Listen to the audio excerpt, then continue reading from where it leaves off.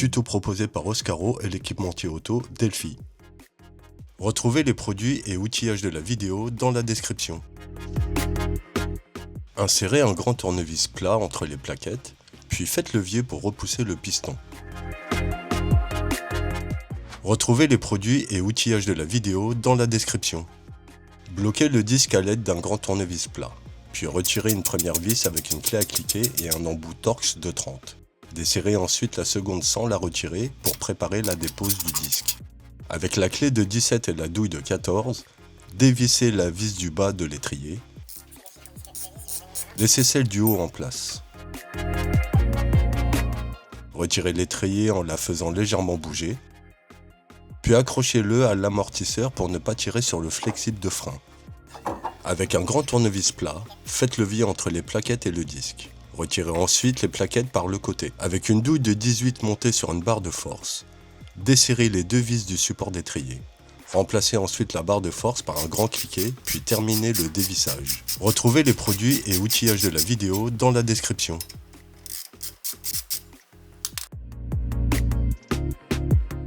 Vérifiez d'abord que le disque est libre en le bougeant à la main. S'il est grippé, utilisez un marteau et frappez l'intérieur du disque jusqu'à son décollement. Avec un embout Torx de 30, retirez la dernière vis de maintien du disque. Vous pouvez ensuite déposer le disque de frein. Retrouvez les produits et outillages de la vidéo dans la description. Superposez le disque usagé sur le neuf pour vérifier l'alignement des trous.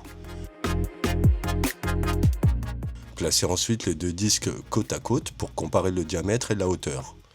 Vérifiez que les pièces sont bien identiques. Pulvérisez du dégraissant sur le moyeu. Brossez avec une brosse métallique pour enlever la rouille et les dépôts. Retrouvez les produits et outillages de la vidéo dans la description. Essuyez au chiffon pour sécher et préparer la portée du disque. Avec du dégraissant, nettoyez le support d'étrier. Brossez les surfaces avec une brosse métallique pour retirer la rouille et les dépôts.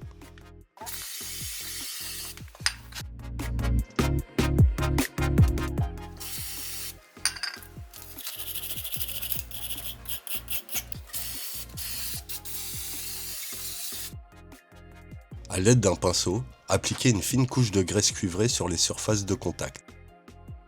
Retrouvez les produits et outillages de la vidéo dans la description. Positionnez le nouveau disque en alignant les trous de fixation. Présentez les vis à la main pour engager le filetage.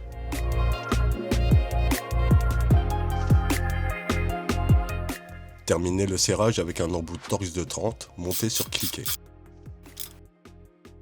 Retrouvez les produits et outillages de la vidéo dans la description. Approchez les vis à la main pour engager le filetage.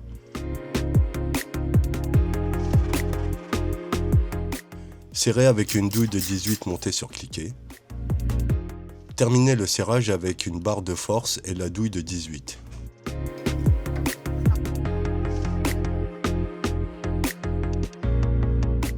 Comparez les anciennes et les nouvelles plaquettes.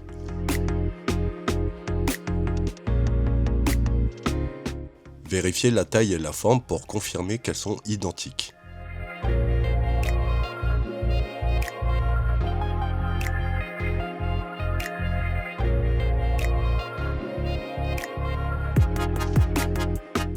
Appliquez une fine couche de graisse cuivrée sur les zones de contact. Positionnez les nouvelles plaquettes dans leur logement. Respectez le sens de montage. Repositionnez l'étrier sur le support. Engagez d'abord le coulisseau supérieur.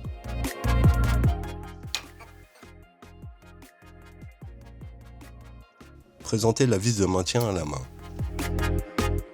Puis terminez le serrage avec une douille de 14 montée sur cliquet et une clé plate de 17. Retrouvez les produits et outillages de la vidéo dans la description. Appuyez sur la pédale de frein pour plaquer les plaquettes contre le disque.